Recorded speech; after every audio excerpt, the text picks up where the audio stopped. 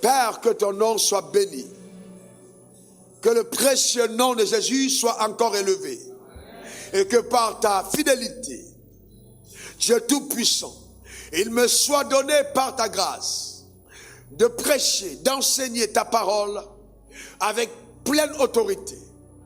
Et que la vérité, dans toute sa splendeur et sa puissance, apporte la délivrance dans la vie de quiconque reçoit cette parole avec foi au nom suprême de Jésus.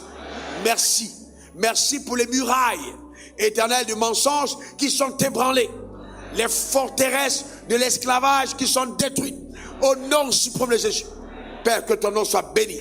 Merci pour la guérison intérieure. Merci pour la guérison physique. Merci pour les témoignages extraordinaires dans la vie de chaque personne, de chaque famille, au nom suprême de Jésus. Que l'honneur et la gloire te soient rendus par le Dieu glorieux et le Dieu puissant. Merci Seigneur. Au nom suprême de Jésus, j'ai prié. Quelqu'un dise Amen 3 fois. Amen. S'il vous plaît, donne-moi 3 bons Amen. Assieds-toi dans sa glorieuse présence. Le thème de ma prédication ce matin est simple. N'emprisonne pas la vérité. N'emprisonne pas la vérité. Après sa victoire sur la mort, car Jésus n'a pas été tué, bien au contraire, il a livré sa vie. Il a dit, je donne ma vie. J'ai le pouvoir de la donner et j'ai le pouvoir de la reprendre. Il a lancé donc un défi à la mort. Car avant lui, bien des hommes étaient nés sous le soleil. Et tous étaient morts, mais personne n'avait osé affronter ainsi la mort. Mais Jésus voulait par cet acte démontrer qu'il était le seul dépositaire légal de la vie. Et qu'il était descendu du ciel pour montrer l'unique chemin qui allait réconcilier les hommes avec Dieu. Et c'est ainsi que ressuscité d'entre les morts le 3e jour, il s'est montré au milieu de ses disciples. Il a enseigné la parole pendant 40 jours. Et après donc, au moment du départ définitif avant sa seconde venue, il va adresser ses paroles à ses disciples. Il dit, mais vous recevez une puissance, acte 1, verset 8, le Saint-Esprit survenant sur vous, et vous serez mes témoins à Jérusalem et dans toute la Judée, dans la Samarie et jusqu'aux extrémités de la terre. Donc, le mandat qu'il assigne à ses disciples, à ceux qui ont marché avec lui, à ceux qui l'ont connu, à ceux qui ont été témoins de sa vie, de sa mort et de sa résurrection, c'est d'apporter aux autres, jusqu'aux extrémités de la terre, sa victoire sur la mort en étant des témoins de la vérité. Car n'oubliez pas qu'une imposture grave a circulé à Jérusalem, faisant croire que le corps de Jésus avait été volé. Mais il dit, mais vous recevez une puissance. Mais vous, les gens pourront dire, on a volé mon corps. Mais vous recevez une puissance. Le Saint-Esprit survenant sur vous et vous serez mes témoins. Donc aujourd'hui, beaucoup d'entre nous ne comprennent pas le rôle important que joue le témoignage à l'égard de la vérité. D'ailleurs, mais qu'est-ce que c'est un témoin? Un témoin, c'est quelqu'un qui certifie ou qui peut certifier un fait. Qui certifie ou qui peut certifier un fait. Qui peut témoigner. Qui peut dire, je l'ai vécu. Qui peut dire, je l'ai vu. Qui peut dire, j'ai été là et j'atteste que c'est vrai. Et il dit, vous recevez une puissance. Le Saint-Esprit est venant sur vous, vous serez mes témoins. Mais pourquoi une puissance? Afin que personne n'occulte leur courage. Que personne ne les empêche de parler. Mais qu'ils puissent faire connaître au monde entier cette vérité suprême.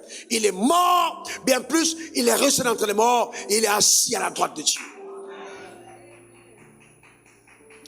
Donc, le rôle d'un témoin, généralement, à la barre, est crucial. Et c'est pourquoi, dans toute barre sérieuse, le témoin prête serment avant de prendre parole. de dire la vérité et rien que la vérité. Parce que son témoignage va influer sur le verdict, va justement peser sur la décision du président du tribunal. Et même en ce qui concerne les affaires de la vie, il est important que vous compreniez que tous les hommes, qu'ils soient blancs, qu'ils soient noirs, qu'ils soient métis, qu'ils soient jaunes, qu'ils soient hommes comme femmes, ont tous, comme dit l'Ecclésiaste, en eux la conscience de l'éternité.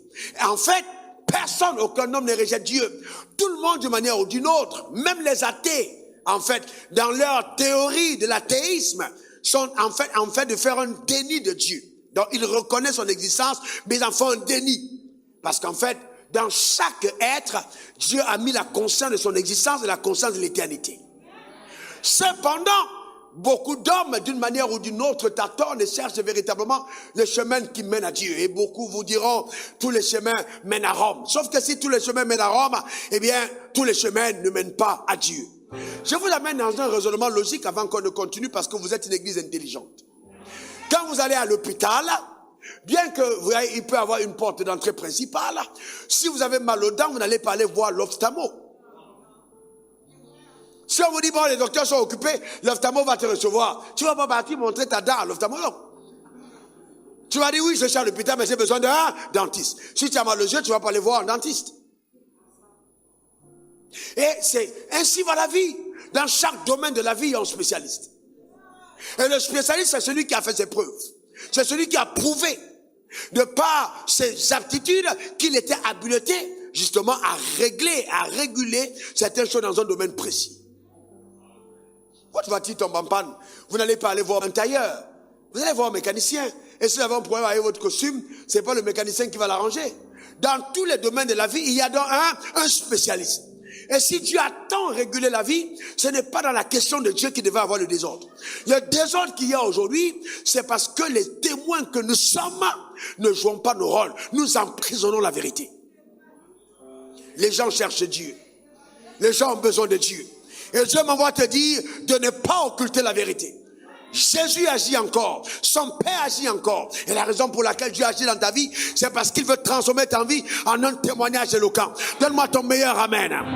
Vous savez, on entendait beaucoup dire, ainsi dit l'Éternel, ainsi dit l'Éternel. Mais nous sommes dans une saison où ça a baissé. On est dans la saison de ainsi fait l'Éternel.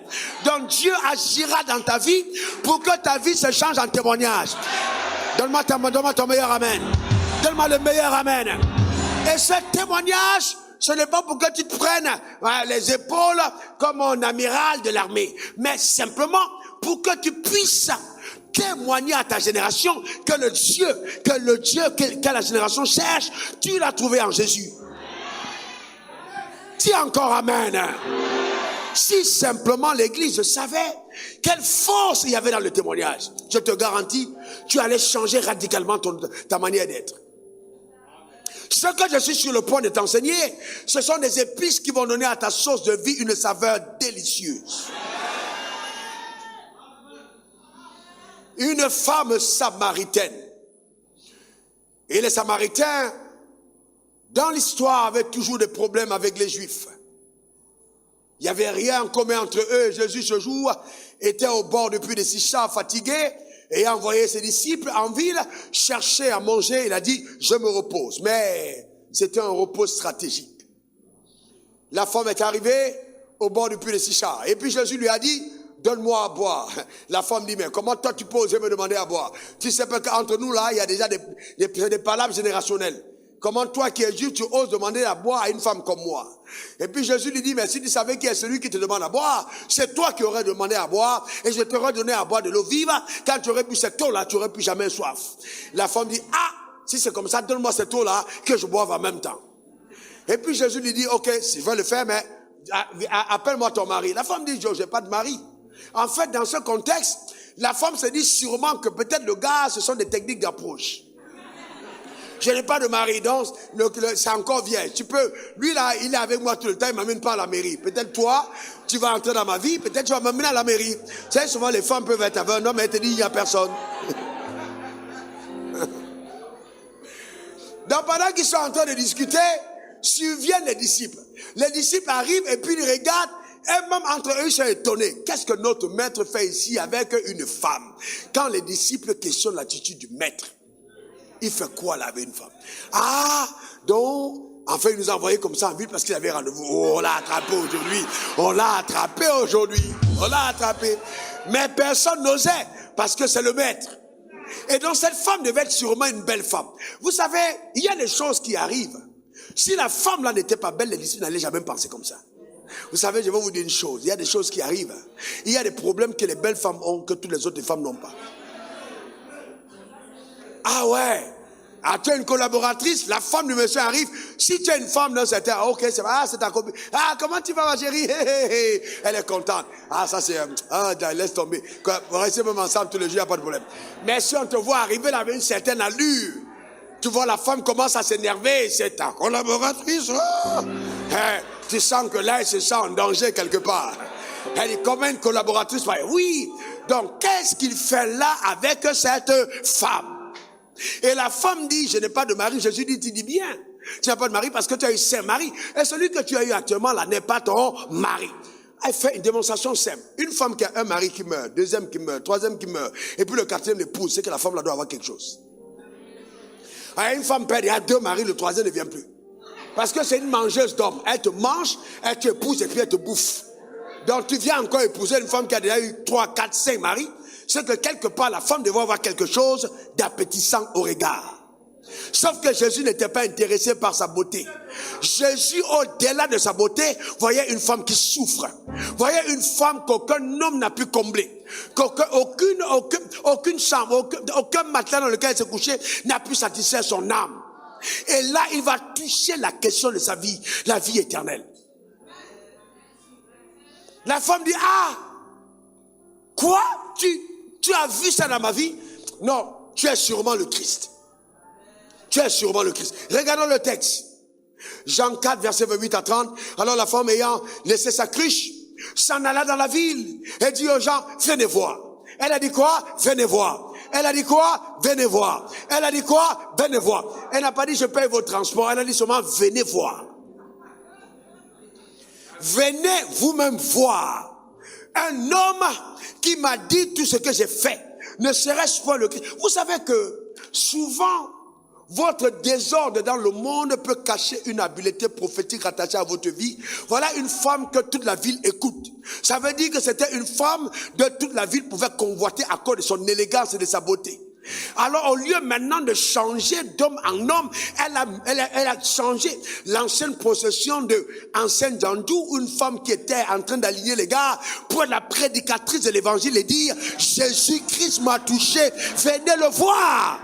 Donne-moi le meilleur des amen. Dis encore amen. Vous imaginez comment c'est beau que quelqu'un de respecté, de connu, une miss dans un coin se mette à ouvrir sa bouche pour dire venez voir. Et puis on dit c'est pas fétiche mais Jésus.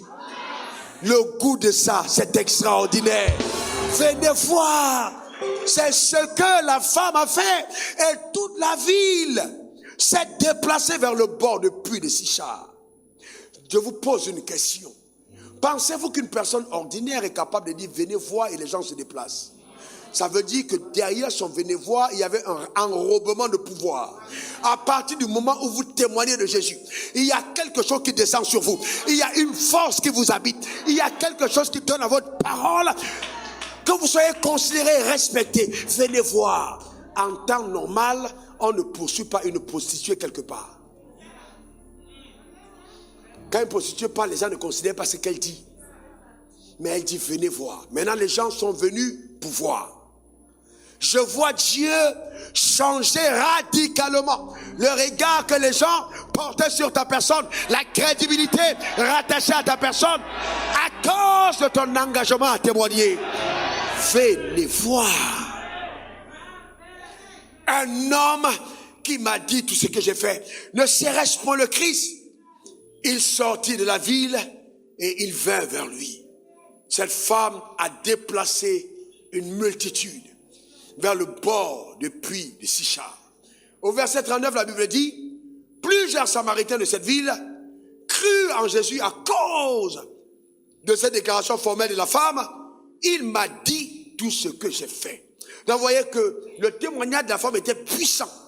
Et la Bible dit, plus je crus en lui à cause de son témoignage. Arrêtons-nous là un moment. Laissez-moi vous faire une démonstration très profonde. Est-ce que vous savez que quand vous ouvrez votre bouche pour dire aux gens ce que Jésus a fait en vous, il y a une force derrière. Il y a une telle puissance. Vous savez, il y a une telle puissance. Vous imaginez une fille qui vous dit, qui a le courage de vous dire, moi que tu vois là, j'étais colgueuse. On m'appelait pour 50 000 francs, j'allais coucher avec les hommes. Et aujourd'hui, j'ai rencontré Jésus. Jésus m'a changé. Rien que ce témoignage, je te garantis, ce que ça peut faire, c'est terrible. C'est un missile dangereux contre la puissance des ténèbres. Et ton témoignage devient davantage puissant au milieu de ceux qui t'ont connu, de ceux qui t'ont vu vivre. C'est pourquoi, quand tu rencontres Jésus, ta mission première, c'est de témoigner autour que tu as changé, que Jésus t'a touché. Cette femme n'était pas diplômée de l'école biblique, non. Cette femme n'était pas diplômée en théologie, non. Mais cette femme avait rencontré la vie. Elle avait basculé des ténèbres à la lumière. Elle appartenait au camp de Dieu. Donne-moi ton meilleur amen. Dis encore amen. Je dois devenir un témoin de Dieu. Dis-le.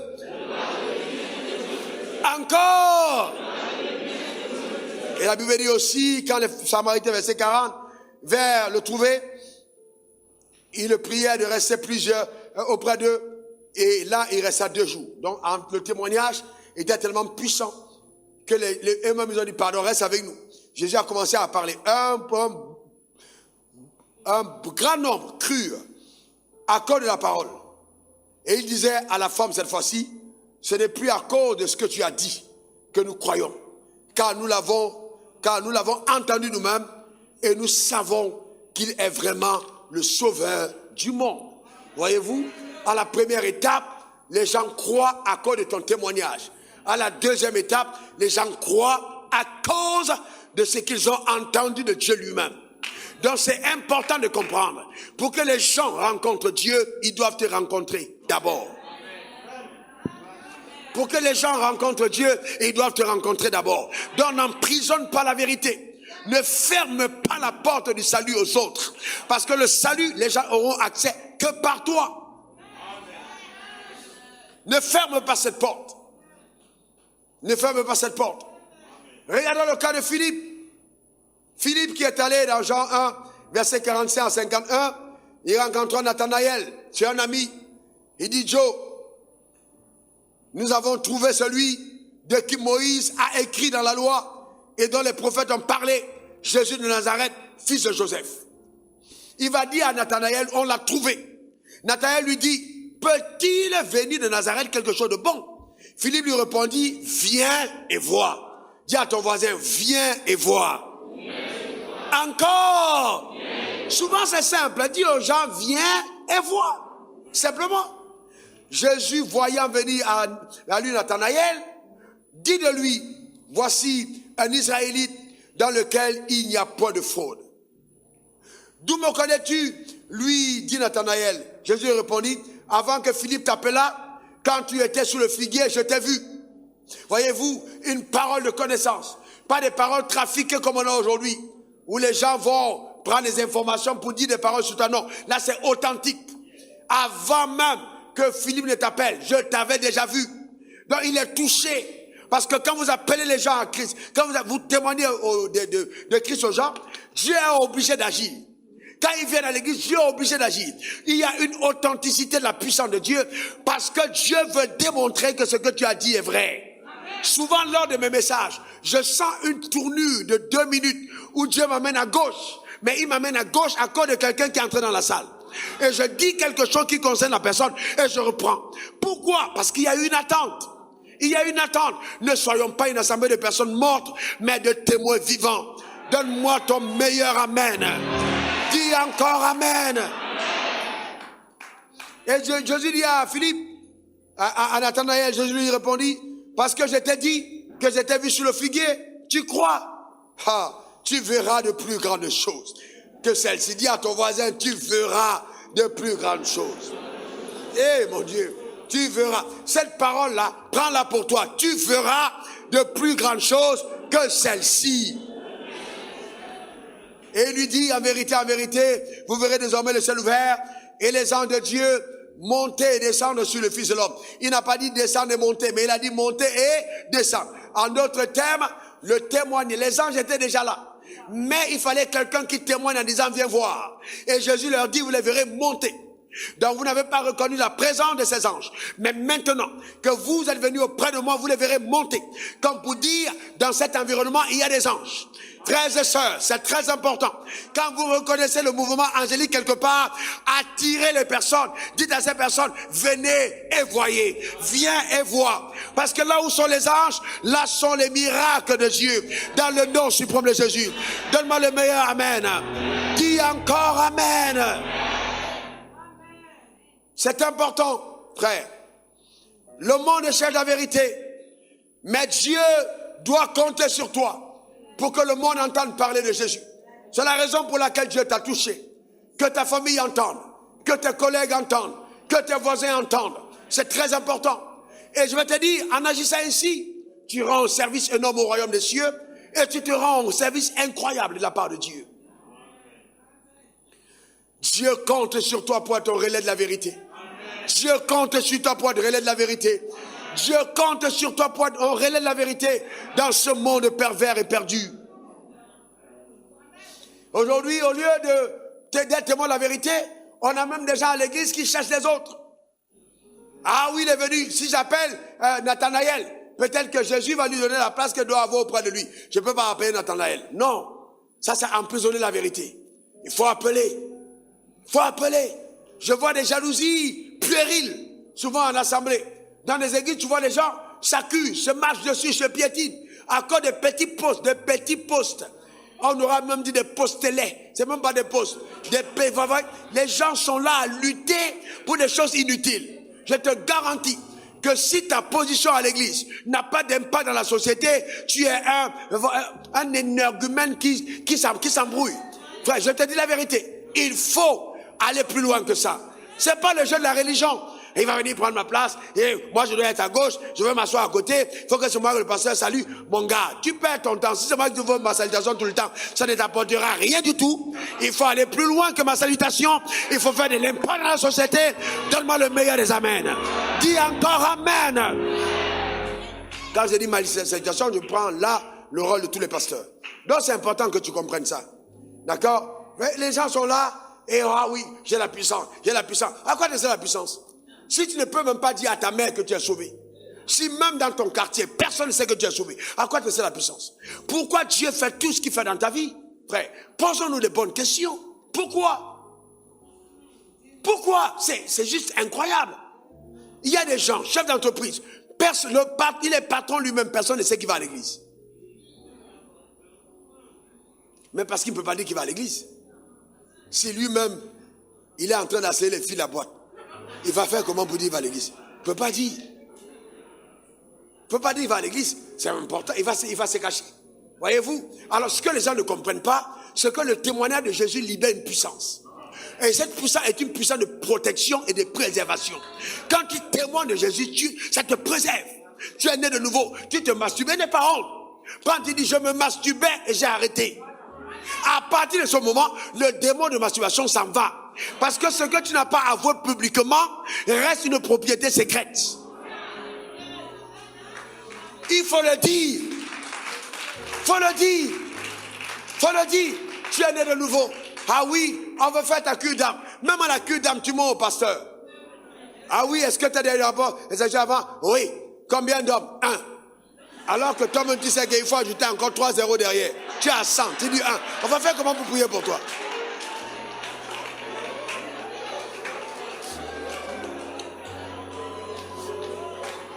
Est-ce que vous comprenez ça? Toi tu as dit 1. On va faire comment pour prier? Parce que dans tous les contacts, tous les trucs dans lesquels tu es entré, ta vie a été falsifiée. Donc Jésus a dit clairement tu as eu 5 maris. Donc ça veut dire que ton passé là, on doit le confronter. Et quand tu l'as vomi, tu dois être à même de dire à ta copine, voilà ce que j'étais, voilà ce que je faisais, mais je ne fais plus. Celui qui va oser accuser ton passé va falsifier son futur. Ah ouais, Dieu il te délivre du passé. N'aie pas honte de ton passé. Le passé est dépassé. Donne-moi le meilleur des amens. Dis encore amen. Donc quand Dieu fait tant de choses dans ta vie, c'est parce qu'il veut que tu rendes témoignage. Il veut passer par toi pour toucher les gens. Tu es une jeune fille, Dieu t'a enlevé de l'homosexualité, un jeune homme. Et puis témoigne, n'aie pas honte. Dis c'est ce que j'étais et que d'autres homosexuels voient dans ta vie la puissance de la liberté et viennent au salut par ta vie. C'est ce que Dieu attend de toi.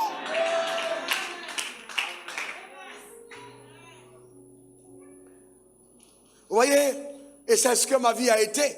Là, c'est un de mes secrets, beaucoup de personnes ne savent pas. Quand je me suis converti, la première chose que j'ai fait, je parlais avec 1000 traités, et je parlais au bord de la route, je prêchais. Les gens m'insultaient, souvent les gens m'éclaboussaient exprès, il y a des gens méchants. Il y a des agents du diable qui m'ont le jour, là, ils voient les gens, ils sont fâchés. Ils m'éclaboussaient et tout. Et puis, ça travaille tes nerfs. Tu es obligé de rester calme. Tu parles de l'évangile. J'allais trouver mes amis. Je me rappelle un jour, je suis parti les trouver au bar, en face du campus. Et je suis entré. Et m'a dit, hey, Waf, comment tu vas? J'ai dit, super. Je vais bien. Non, j'ai dit, je vais bien. Et il dit, ah, mais tu as changé. Mais tu étais où? Tu as voyagé? Tu étais en Europe? J'ai dit, non, je suis allé plus qu'en Europe. J'ai fait un grand voyage. Ah bon, c'était où? Tout le monde était attentif. J'ai dit, je descends du ciel. J'étais au ciel. Je viens du ciel. Alors, toute l'attention du bar était tournée vers moi. Parce que voilà un gars qui pouvait s'asseoir et puis dire bonjour à 12 petites Guinness et rester debout sans problème. Le voilà debout en train de dire au gars, je suis du ciel. On dit mais qu'est-ce qui se passe? Et j'ai commencé à prêcher l'évangile. Donc eux-mêmes qui savaient que j'étais avec eux, qui connaissaient ce que c'est que le monde et j'étais avec eux, qu'est-ce que vous pensez qu'ils devaient faire? M'écouter. Je sors de l'école biblique, je reviens au quartier, je fais asseoir les amis du quartier, ils ne sont pas convertis, mais je leur enseigne les cours, j'enseigne l'intendance, j'enseigne sur la prière, j'enseigne. Et puis après, ils se sont convertis. Certains sont pasteurs aujourd'hui. Mais pourquoi? Parce que je n'ai pas eu honte de l'évangile. Frères et sœurs, je vais vous dire, je l'ai vu, si tu fais la promotion de Jésus, Jésus fera ta promotion. Si tu parles de Jésus, il parlera de toi. C'est ce que Jésus fait. N'aie pas honte de l'évangile. N'aie pas honte de l'évangile. Il dit, si tu as honte de moi, j'aurai honte de toi lors de mon avènement. Marc 8, verset 38. Si tu as honte de moi, n'aie pas honte. Dis, je n'ai pas honte. Non, dis-le encore. Dis encore. Faut pas avoir honte, frère. Si tu as honte de Dieu, de Jésus, au milieu d'une génération pécheresse et adultère, le Fils de l'homme, lui aussi aura honte de toi quand il viendra dans la gloire de son Père avec les saints anges. Que cela ne t'arrive pas. Amen. Vraiment que cela n'arrive pas. Frère, il ne faut pas que Jésus arrive à avoir honte de toi. Il faut vraiment, je te garantis vraiment, que tu comprennes que c'est important que Jésus soit fier de toi. Le monde cherche la vérité et la vérité est en toi. Tu as connu le véritable. Il vit en toi actuellement. Dieu attend que tu ouvres ta bouche et que tu l'annonces. Frère, c'est important. Tu es dans une communauté. Et puis, par exemple, il y a des témoignages comme ceci. Il y a des gens qui cherchent une bonne église. Il y a des gens qui veulent être sauvés. Il y a des gens qui veulent écouter l'authentique message. Et qui disent il n'y a plus de bons pasteurs dans cette génération. Dis-leur, je connais un homme. Je ne sais pas s'il est pasteur, mais cet homme parle de Dieu. Viens et vois.